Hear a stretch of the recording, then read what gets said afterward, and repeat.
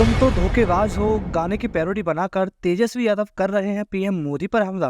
रैलियों में सुनाते हैं प्रधानमंत्री मोदी के बातों के क्लिप। पीएम मोदी के पुराने भाषणों की मन से सुनाते हैं रिकॉर्डिंग। पूछते हैं 10 साल का हिसाब।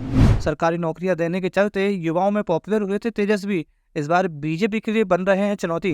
वर्ष 2019 के लोकसभा चुनाव अभियान के दौरान कांग्रेस सांसद राहुल गांधी ने चौकीदार चोर है के नारे के साथ मतदाताओं को अपनी ओर खींचने की कोशिश की थी, लेकिन उनका यह दांव बिल्कुल उल्टा पड़ गया और बीजेपी को इसका फायदा मिल गया। इस बार उनके सहयोगी और राजद नेता तेजस्वी यादव 1990 के दशक के बॉलीवुड नंबर तुम तो धोखेबाज हो वादा करके भूल जाते हो गाने की पैरोडी बनाकर प्रधानमंत्री नरेंद्र मोदी पर निशाना साध रहे हैं।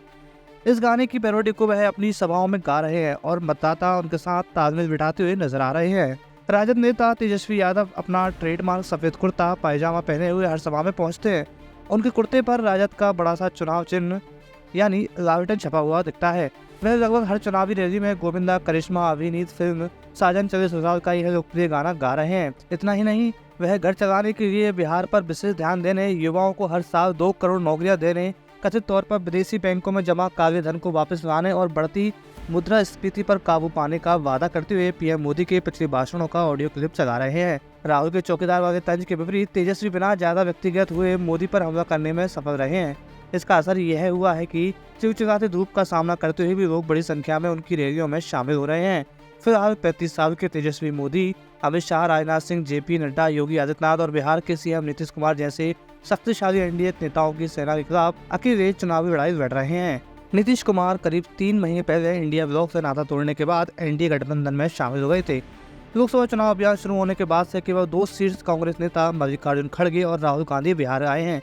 यही वजह है कि विपक्षी चुनाव अभियान की जिम्मेदारी पूरी तरह से तेजस्वी के कंधों पर आ गई है। हालांकि राजद अध्यक्ष लालू प्रसाद पार्टी के 40 स्टार प्रचारकों की सूची में शामिल है, लेकिन अब तक उन्हें केवल अपनी बेटी रोहिणी आचार्य के साथ मंच साझा करते देखा गया है। रोहिणी इस बार सारण लोकसभा सीट से चुनावी शुरुआत कर रही हैं।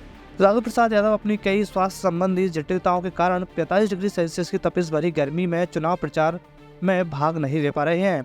दूसरी ओर नीतीश कुमार लगातार लालू पर हमले कर रहे हैं और उनके इतने सारे बच्चा पैदा करने, अपने परिवार को राजनीति में बढ़ावा देने और भ्रष्टाचार में शामिल होने के कदम पर सवाल उठा रहे हैं। इसके बावजूद तेजस्वी उन पर पलटवार नहीं कर रहे हैं। नीतीश कुमार का सवाल सामने आते ही वह कहते हैं, नीतीश जी मेरे लिए आदर्श हैं, वह मेरे अभिभावक हैं, वो कुछ भी कह सकते हैं, वो जो भी कहेंगे मेरे लिए आशीर्वाद होगा। जाहिर तौर पर नीतीश के नेतृत्व वाली दूसरी ग्रैंड अलायंस सरकार में तेजस्वी करीब 17 महीने तक डिप्टी सीएम के पद पर बने रहे। उनके कार्यकाल के दौरान तेजस्वी यादव ने सरकारी नौकरियां दी और यही वजह है कि वे युवा मतदाताओं के बीच काफी लोकप्रिय हो गए। हालांकि नीतीश कुमार का कहना है कि बिहार के युवाओं को नौकरियां उनकी वजह से मिली। तेजस्वी की लोकप्रियता इतनी है कि हर ग्रैंड अलायंस उम्मीदवार चाहता है कि वह उनके लिए प्रचार करें।